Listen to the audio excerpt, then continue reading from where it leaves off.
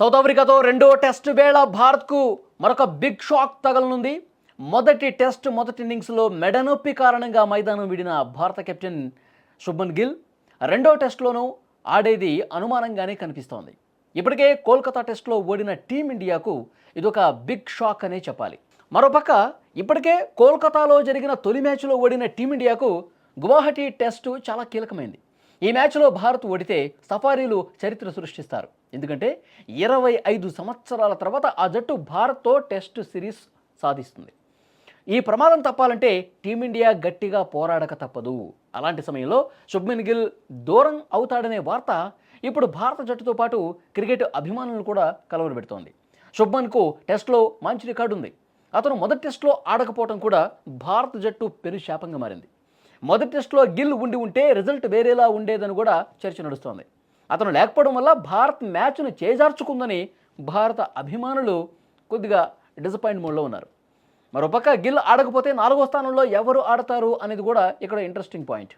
శుభ్మన్ మ్యాచ్కి దూరం అయితే తుది జట్టులోకి తీసుకోవడానికి 2 బ్యాట్స్మెన్ రెడీగా ఉన్నారు. వాళ్ళే సాయి సుదర్శన్, దేవదత్ పడిక్కల్. కానీ వీళ్ళిద్దరూ కూడా ఎడమ చేతి వాటం బ్యాటర్లే కావటం కొద్దిగా సమస్యగా మారింది.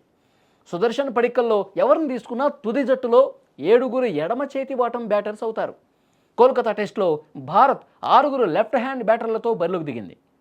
ఇప్పుడు 7 ఎడమ చేతి వాటం బ్యాటర్లతో ఆడితే సఫారీలకు అడ్వాంటేజ్గా మారే అవకాశం ఉంది. ఎందుకంటే తొలి టెస్ట్లో సౌత్ ఆఫ్రికా స్పిన్నర్ సైమన్ హర్మర్ భారత బ్యాటర్లకు చుక్కలు చూపించాడు. అతను మ్యాచ్లో 8 వికెట్లు పడగొడితే అందులో 6 లెఫ్ట్ హ్యాండ్ బ్యాటర్లవే.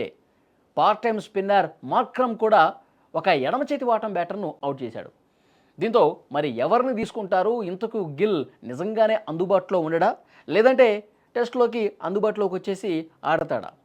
ఇది తేలాలంటే ఇంకా కొద్ది గంటలు వెయిట్ చేయాల్సినటువంటి పరిస్థితి ఉంది. ముఖ్యంగా ఈ మ్యాచ్ మీద చాలా ఎక్స్పెక్టేషన్స్ కూడా ఉన్నాయి.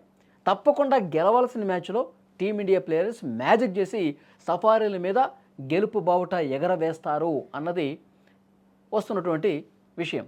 సో చూద్దాం ఏ విధంగా కొత్త బ్యాట్స్మెన్స్ వస్తారు. ఒకవేళ గిల్లే ఆడతాడా?